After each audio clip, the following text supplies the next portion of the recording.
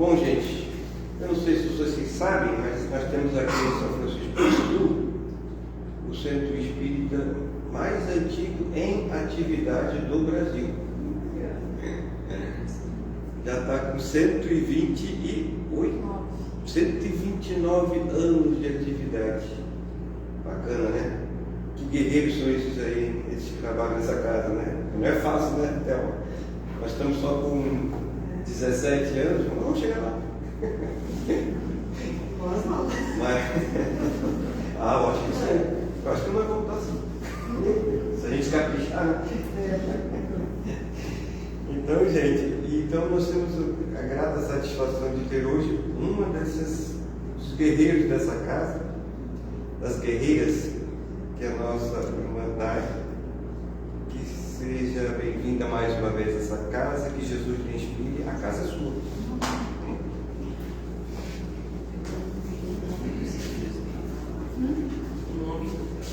Centro Espírita Caridade de Jesus. Uma boa noite a todos. Bom estar aqui nesta casa de amigos tão queridos. Nós podemos trabalhar, ser útil, divulgar a doutrina, o Evangelho. E eu até queria pedir para você que leu a leitura, minha amiga querida, se puder procurar a mensagem inicial ali, manter-se em paz, né? E deixar separadinho aí contigo. Deixa separadinho aí, contigo aí, Manter-se em paz. Separa ali essa mensagem, tá?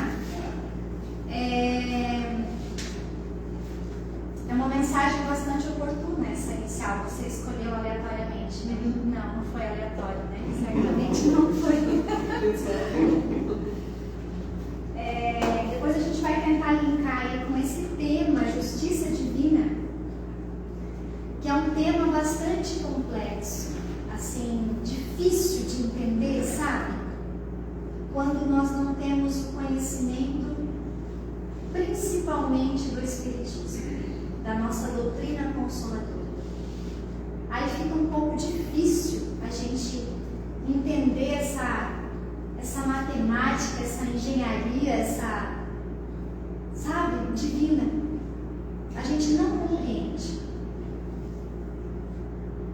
Então, nós vamos tentar entender um pouquinho. Vai ser um pouquinho, né?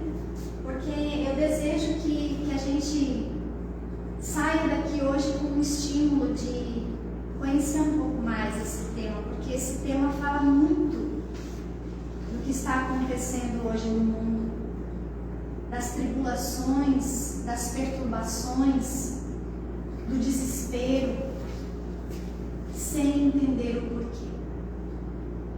Onde está a justiça divina, que não está olhando para as dores, não está olhando para tantas catástrofes de todas as ordens? E aí é justamente as reflexões iniciais, né? Talvez perguntas que a gente faz. Deus vê a dor? Deus acompanha a dor? Se Ele vê, se Ele acompanha, por que Ele permite a dor? Por que algumas pessoas passam por grandes sofrimentos e outras não passam? E são pessoas que mereciam passar, mas não passam. Aqui se faz, aqui se paga. Aqui se faz, aqui se paga. De que forma a justiça divina atua em tudo isso? Se eu vou responder essas perguntas nessa ordem, não vou responder, tá? Mas a gente trouxe aqui algumas reflexões. E para iniciar, vamos guardar um pouquinho essas perguntas ali. Para iniciar, eu vou fazer um marketing, tá? Inclusive dos livros aí que você falou que a casa adquiriu, mas é um marketing positivo, tá? Bem legal aí. De uma obra que é muito pouco, né? Não ficou estranho, né? Que é pouquíssima lida e deveria ser agora, nesse momento que a gente está passando, ser lida imediatamente. A gente sai daqui hoje ir ali, encomendar todos os livros, esgotar os livros. Qual livro? Esse livro. Porque é esse livro, o céu e o inferno, que vai nos trazer exatamente uma minuciosidade desse tema justiça divina. Então eu já estou deixando aqui um convite, até porque esse ano, 160 anos da publicação dessa obra, e ela continua e será para todo sempre atual e necessário conhecer, se debruçar nos seus conhecimentos para a gente entender de fato, o que é a justiça divina. Porque ela esclarece de forma lógica, justa e consoladora. Porque tem muita mensagem, muita informação que não é consoladora. Ela é lógica, mas essa é completa. Ela é lógica, ela é justa e ela é consoladora. Tá? E aí a gente vai trazer um pouquinho, sobre essa obra. Capítulo 1 vai falar sobre o futuro e o nada. Capítulo 2, da apreensão diante da morte. Quem tem medo da morte? Não temos, nós somos espíritas. Imagina se nós não temos. Imagina, nós não temos. Nós temos dúvidas. Sejamos esses, com sempre dúvidas. É bom dizer que a gente sabe tudo e que a gente está esclarecido, é um perigo, Tenho dúvidas, conheço, estudo cada vez mais e ainda continuo tendo dúvida, Cada vez mais. Que bom. Vai falar sobre o céu. É um lugar circunscrito? É ali, é aqui, é aonde? Eu olho para o céu, só se eu estou olhando para cima, ou eu posso olhar para o céu aqui, ou aqui eu ver o céu em você? O que é o céu, afinal de contas? E o que é o inferno? É um lugar de chamas? É um lugar de o que é? Também é um lugar que está posicionado agora abaixo, Ou eu posso olhar aqui, talvez, e ver, entrar num ambiente e me sentir no inferno. O purgatório, tem esse lugar do purgatório? Como é que funciona esse purgatório? O que é de fato o purgatório? Esse lugar da espera, da condenação, tem isso? E o capítulo 6, doutrina das penas eternas.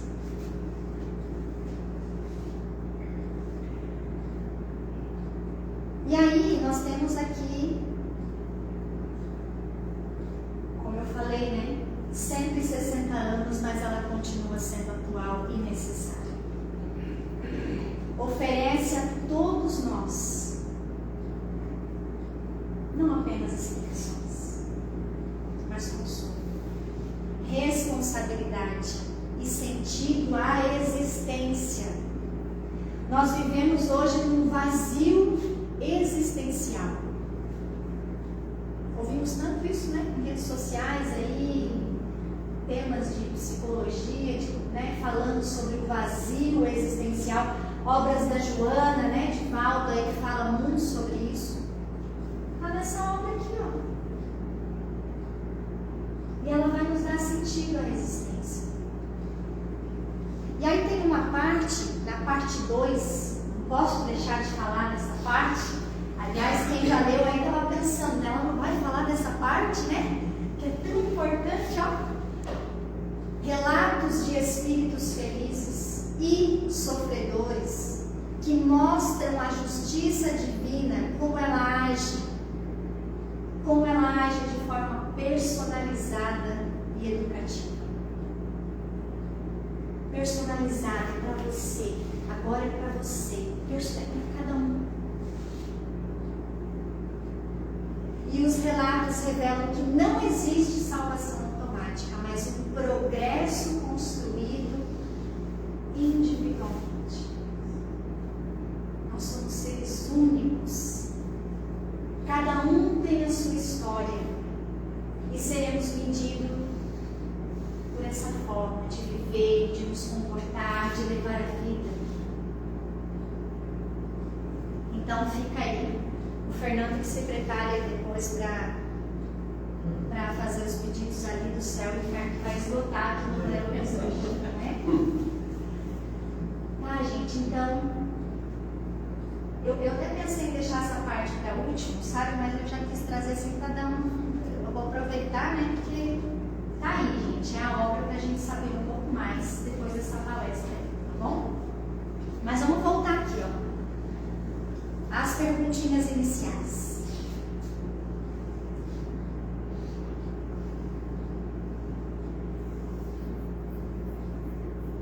Lá do céu e do inferno, nós temos a seguinte mensagem: as vicissitudes da vida promanam de duas fontes bem distintas.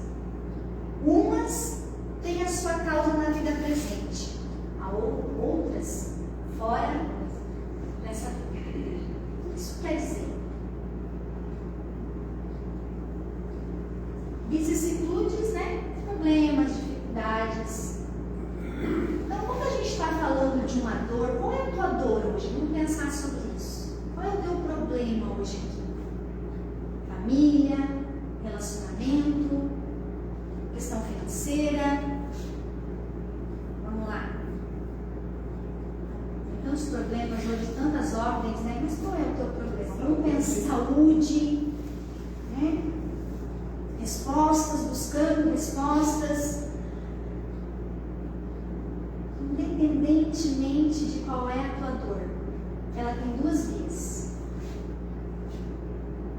Essa tua dor, esse teu problema é dessa vida, ou ela é de outra vida, de outra existência. É basicamente isso que está escrito. E aí a gente tem uma forma de diferenciar, né? Porque os espíritos nos deixaram isso aí bem desenhadinho pra gente. E aí lá na obra, outra obra aí, viu, Fernando, que vamos comprar hoje, o Evangelho segundo o Espiritismo. Lá no capítulo 5, Bem-aventurados os aflitos, nós temos lá causas atuais das aflições. E aí nós temos causas anteriores das aflições. E aí a gente vai saber pegar esse nosso problema, fazer uma análise, dar uma lida lá no Evangelho e ver assim, opa, acho que esse problema aqui é dessa vida mesmo. Talvez eu que criei, né? O que eu tenho a ver com isso, o que é minha parte mesmo, ou não. Eu não encontro respostas. E aí a gente analisa sobre esse outro prisma. Mas os Espíritos nos dizem como. Tá? Já temos esse início, né? Eles já nos dão essa dica enorme. Para a gente não ter muito problema para pensar. A maior parte dos nossos sofrimentos tem a sua causa na vida atual e está relacionado ao nosso caráter. Aí complicou, né? Porque geralmente o que acontece? Então eu já sei que pode ser nessa vida ou pode ser em outra, mas o que a gente faz? A gente já vai ver na outra. Vamos lá nas causas anteriores primeiro, vamos ver. A gente foge daquilo que é hoje, né? Mas, e aí tá lá a dica, ó. A maior parte é de hoje, é de agora, é dessa existência. Para não procurar muito. E aí é um trabalho, né? É olhar para dentro da gente. Vai ter que olhar. Vai ter que olhar para comportamento. Vai ter que olhar para modo de vida. Vai ter que olhar para o pensamento. Vai ter que olhar para as relações.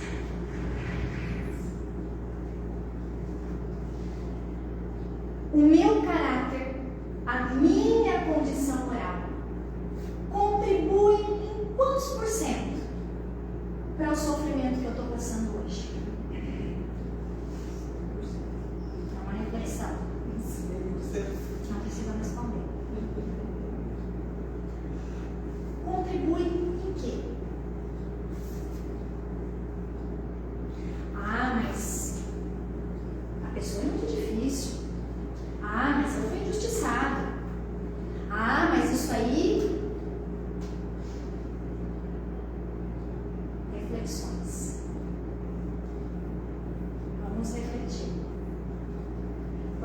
aí entra uma parte muito difícil realmente. É como eu falei, olhar para dentro. Buscar em nós. Tá? Para cada imperfeição moral, para cada defeito, né? Vamos botar um defeito, né? Defeito, dificuldade, ou vamos pensar que para cada erro nosso, para cada falha nossa, um sofrimento. Forte isso, né? E aí nós temos uma Emmanuel, que aí vai nos dar até gente, é um casamento perfeito, assim, né? Quando a gente vai lendo as obras, vai se encaixando, que nem você leu ali no início, como isso tudo vai se encaixando, vai se harmonizando para as respostas que a gente busca.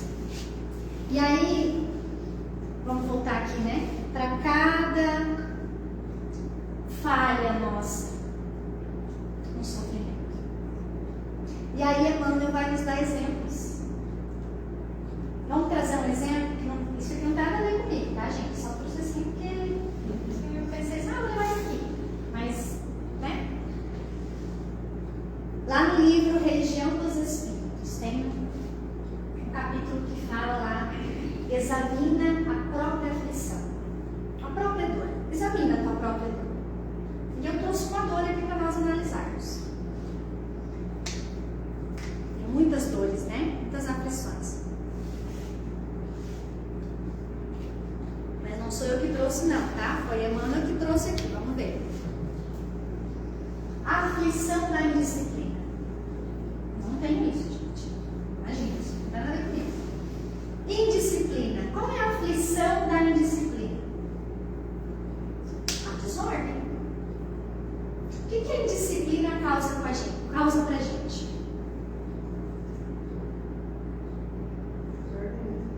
Um estresse danado, né? Vamos pensar. Um estresse que causa uma indisciplina. Causa, em casos assim, né? Em casos que daí vai se repetindo, daqui a pouco você está até com remédio. Mas vamos pensar no seguinte. Deixa eu ver se eu trouxe um exemplo aqui. Tá? Trouxe alguns exemplos. Indisciplinas. Aquela pessoa que tem um atraso frequente, atrasa para chegar numa reunião, atrasa para chegar numa palestra. Hoje eu cheguei no dia, graças a Deus, eu cheguei no horário. Atrasa para o trabalho, atrasa para um almoço de família, atrasa para tudo. Tudo tem um atraso, não consegue chegar, não consegue. Nunca encontra seus pertences. Chega em casa, a chave aqui, a coisa lá, e daqui a pouco amanhã de manhã não sabe onde está a chave, não vou nem pensar na situação dessa semana que a gente passou, né? Aí eu falei, vai ter que assistir a palestra da esposa, porque eu não sei onde está a chave do carro, coisa e tal, e ele criou uns 13, chamou o vizinho, chamou o São Chicomari, e daqui a pouco, não, né, gente? E aí estresse todo mundo, porque a chave tinha que estar lá no chaveiro. Disciplina. A gente acha assim, mas mesmo a gente está falando da chave, mas é pela chave que começa depois o problema maior. Porque daí você já discute, aí você já briga, aí já vem um outro assunto que não tem nada a ver, aí já criou tudo por causa. Mas poxa, a gente está brigando por quê mesmo? Por causa da chave. Porque é um simples ato de cada coisa no seu lugar. Né? Fala sem pensar, age por impulso. Isso faz parte de disciplina. Saber quando eu falo, saber quando eu me posiciono, a forma como eu falo. Disciplina. Agora vou, agora não vou. Saber se portar bem. Disciplina. Saber ter o controle de si mesmo. Disciplina. Dificuldade em seguir regras, gasto impulsivo, dívidas. Isso aqui é um estresse, isso aqui é dor, gente. Isso aqui tudo é dor. Tudo dor. Se situações rotineiras. E quando a gente vai ver, aí você trouxe justamente a depressão, a ansiedade, a fobia, o que mais? E tantas outras coisas que a gente. Aí medicamento, e aí só dorme porque acumula. E a gente acumula dores, acumula situações. E aí depois eu não sei porque, eu não sei aonde que está a justiça divina. Aonde está a causa da minha aflição?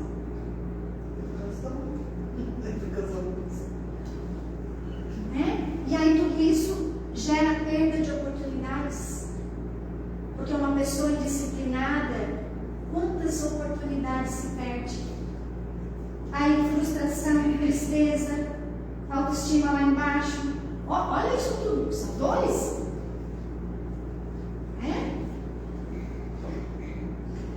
E aí Chico quer nos trazer isso, porque muitas vezes a gente vai falar de disciplina, e a gente que trabalha com criança, adolescente, pais, aí às vezes eu vou falar de, mas a disciplina parece ser uma caixinha quadradinha que eu não consigo, e a vida está aí, a gente tem que viver, a gente tem que ser livre.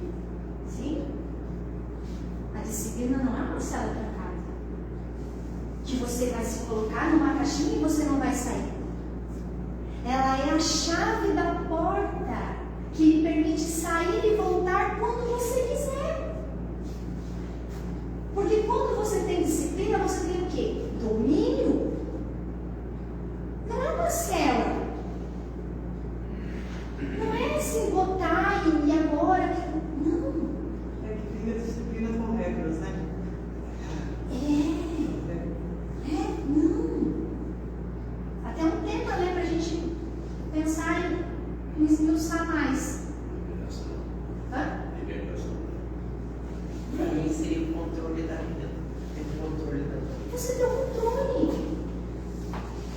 Eu controlo isso, eu controlo. Eu sei, eu chego, eu tenho uma disciplina, eu coloco as coisas no lugar, fica, né? E aí, menos estresse, eu sei reportar, eu sei falar.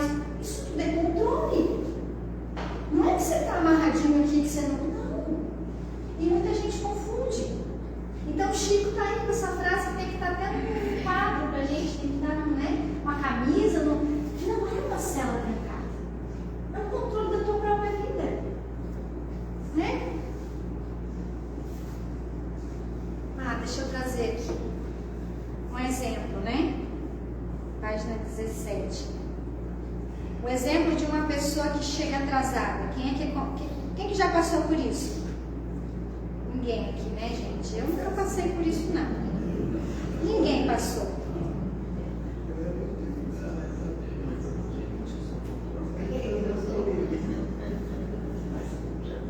A pessoa tem que chegar, no trabalho às 7 horas. Mas ela acorda faltando 5 minutos para as 7. Em 3 minutos ela se apronta, mas não sabe onde colocou a chave do carro. Faltando meio minuto para as 7, ela sai, porém ela esquece que está a 20 quilômetros de distância do trabalho. Por sua vez, ela reclama que neste mundo não dá para viver, porque há muito trânsito. E a criatura, por sua vez, inicia o seu dia amargamente. Quando ela chega no trabalho, ela já está muito mal. E alguém diz para ela: bom dia, meu amigo. Bom dia só se for para você. E assim começou o dia. De uma pessoa indisciplinada. Ninguém passou por isso, claro que não. Nós espíritas somos disciplinados. É um exemplo simples. Simples, simples, simples. E é dessa simplicidade que a gente precisa começar a observar mais. Porque muitas vezes aquele problemão, na realidade todos, né? Começam da simplicidade. Começa naquela coisa insignificante. Pequenas coisas que a gente não olha muito hoje. Tá embaixo do tapete. Ninguém tá vendo. E o fundo, aí você nem lembra, às vezes você está discutindo, você nem lembra o porquê também, né? Também tem isso. A gente está muito amplo. E a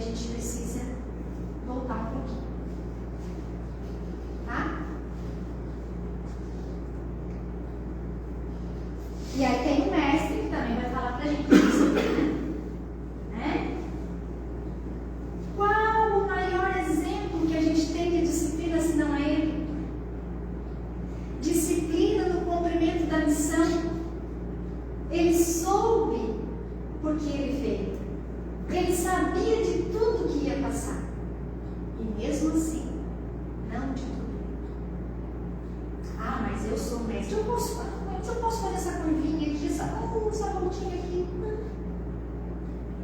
Tudo que precisou passar, passou. Jesus manteve-se firme em sua tarefa, mesmo diante de críticas, perseguições e da cruz. Não se desviou do seu propósito. E aí a gente veio com o planejamento, que todo mundo sabe qual é. Não, ninguém sabe, né? A gente não sabe o nosso propósito, mas a gente desconfia, né? A gente ao longo do caminho, a gente já vai desconfiando, né? Assim, o que eu planejei? E aí, porque a consciência assinada. Onde está? Onde está a lei? Ó, a gente sabe quando desvia. Está aqui. E aí a gente sai do planejado. Opa, mais uma dor. E aí ele é o nosso exemplo de que cumpra a tua missão. Qual é o teu papel aqui hoje? Qual é a tua função de vó, de mãe, de professora, de trabalhadora, de tia, de trabalhadora do centro? Aonde você está hoje? Qual é a tua missão? Qual é o teu chamado? Não se desvia disso. Mantém-se firme, igual o mestre se manteve. Outro exemplo que ele, disciplina no uso das palavras. Nada do que ele disse foi em vão. Nem quando ele falou do camelo e da agulha. Nada. Tudo foi útil. Tudo tem serventia para nós. Tudo a gente encaixa na nossa vida. Tudo tem um encaixe.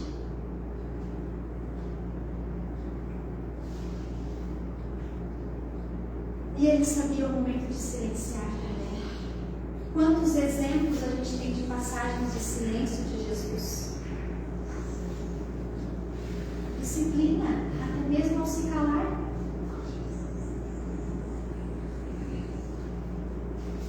E aqui ele pôde, né? Mestre, pôde falar, né? Mas o mestre silenciou. E nós, aonde a gente tiver que falar, a gente fala. Até na rede social. Respondendo. Tem razão. Tem razão. E o silêncio fala, né, gente? O quanto o silêncio fala. Lá no nosso centro está lá, né? O Fernando sabe que faz palestra lá. O silêncio é uma prece. O silêncio é uma resposta. O silêncio é cura, muitas vezes. É alívio. O que mais que ele nos ensina? Disciplina. Tomada de consciência. Silêncio é tomada de consciência. Disciplina emocional. O quanto, né, foi traído, humilhado, maltratado, mas não reagiu. E aí isso a gente não tem hoje, né? Traição, humilhação, maltrato. Isso é um mundo que a gente está vivendo. E aí é o quê? Toma lá da cá. Porque ninguém vai ficar quieto aqui. Não vou levar desaforo para casa. Eu quero ter a razão. E eu tenho razão. A justiça está comigo. Eu sou justo. Eu fui justo. E essa razão nos dominando. E Jesus nos ensinando. Eu preciso ter a nossa emoção regulada.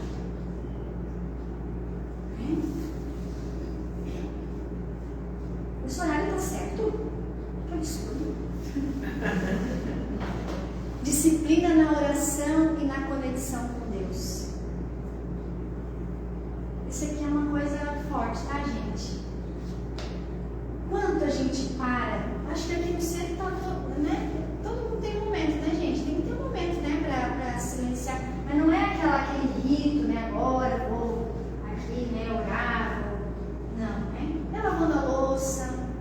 mais? Mexendo lá numa horta, tomando um banho. Haroldo fala, que o banho, inclusive, gente, você tem que olhar para o ralo e olhar os teus problemas saírem pelo ralo, assim. Aquela energia toda do dia, assim. E eu acho tão interessante que é até um jeito que eu faço, assim, o banho é a libertação, é aquela, é sentir e fazer realmente essa limpeza mental, essa introspecção, aonde cada um vai ter o seu momento, mas tem que ter disciplina na sua conexão com Deus. Precisamos ter. No amor, na paciência com os outros, e aí vem a mensagem inicial. Mantenha-se em paz. Vocês não conhecem gente assim que tá, você olha para a pessoa e pensa, como é que ela consegue passar pelo que ela está passando e ainda ter essa paz? Alguém me explica isso?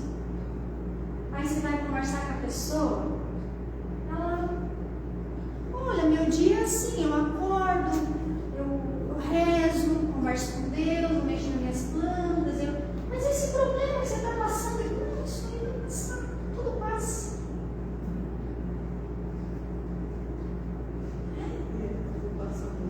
Chico, né? Chico. E aí, a paciência, o amor, manter-se em paz, procurar entender aquele que hoje, bom dia só se for para ti, o que ele está trazendo ali? Isso não vai, estou blindado, a gente fala, estou blindado em nome de Deus, estou blindado. Está tudo bem, está tudo certo, fique em paz. E bora pro dia.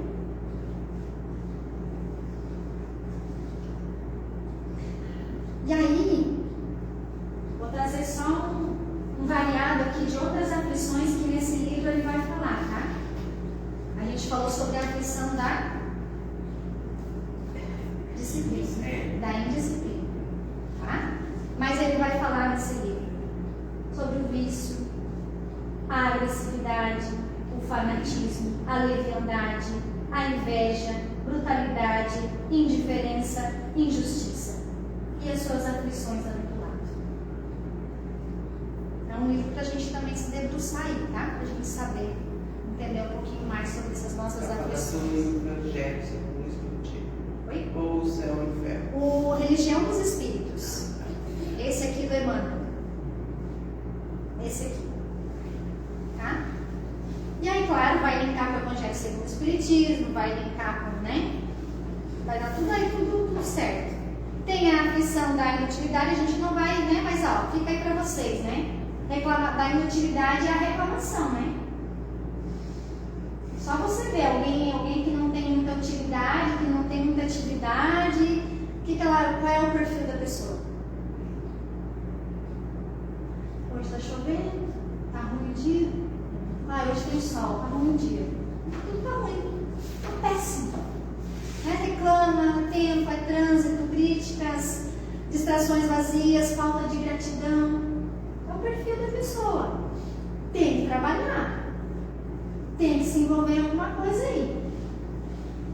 Porque isso aqui traz muitos males. Até doença. Principalmente doença. Principalmente doença. Física, Joana de Ângeles. O vazio existencial nasce quando o ser não se coloca ao serviço da vida.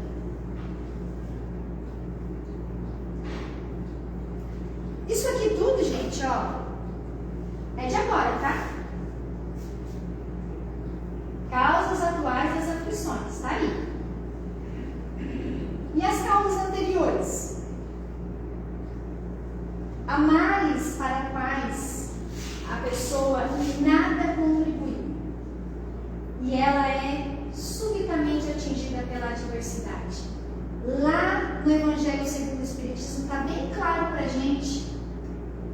Se você não achar a causa da tua dor nessa tua vida, aí você vai para as causas anteriores. Mas ele vai te dar aqui umas dicas já. Não vai fantasiar muito não. Fica nisso aqui, doenças, enfermidades de nascença, flagelos naturais, abandono, acidentes sem nenhuma previsão de impedir.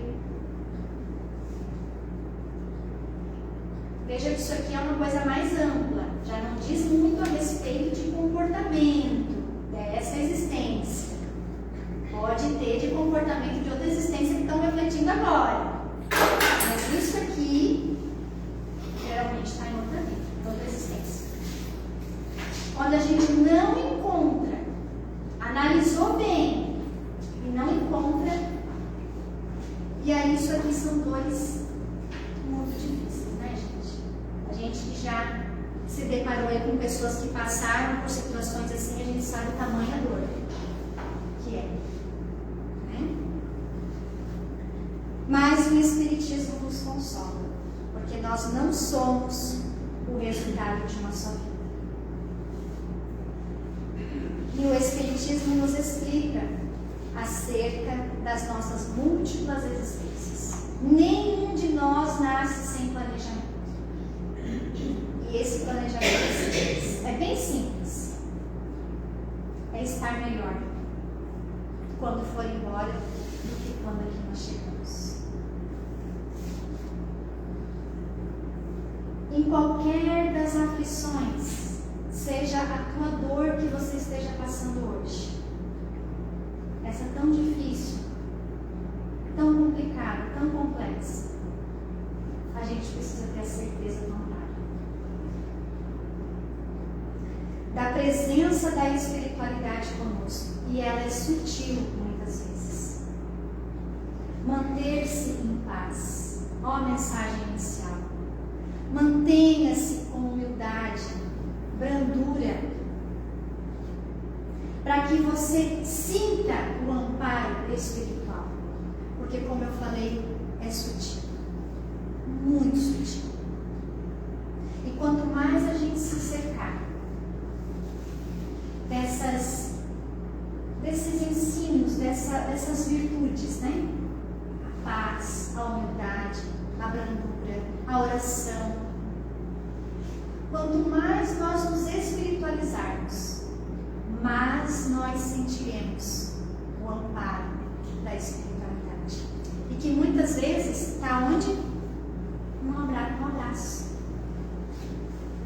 Num abraço. E aí, para encerrar, a gente vai fazer o seguinte: eu vou contar uma historinha para vocês do Chico,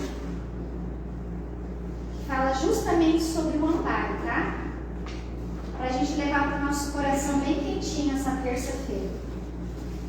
Teve uma situação uma vez que o Chico, né? Imagina, Chico. Chegou uma mãe que havia perdido seu filho. E naquela noite que ela chegou para que o Chico atendesse ela e tal, o Chico já tinha atendido naquele dia aproximadamente mais de 200 mães. E ainda assim Chico ia fazer uma palestra depois. Então o Chico já tinha atendido o dia inteiro, ia se preparar para a palestra, e chegou essa mãe desesperada, porque tinha perdido o filho. E aí a mãe falou: eu perdi meu filho. Começou a chorar copiosamente. E Chico abraçou essa mãe e começou a chorar também. E ficou todo mundo se perguntando: mas não é possível? Será que ficou ali um tempo chorando com ela, ficou e aquilo ali não passava e não ia, e não saía daquele abraço, não saía do choro? E as pessoas: meu Deus, e o Chico não vai fazer a palestra hoje? E aí Chico e a mãe ficaram ali abraçados e chorando cerca de 15 minutos. Logo ela se acalmou, enxugou as lágrimas, e Chico também enxugou as lágrimas, e ela virou-se para Chico e disse: eu nunca na minha vida me senti tão consolada em toda a minha vida.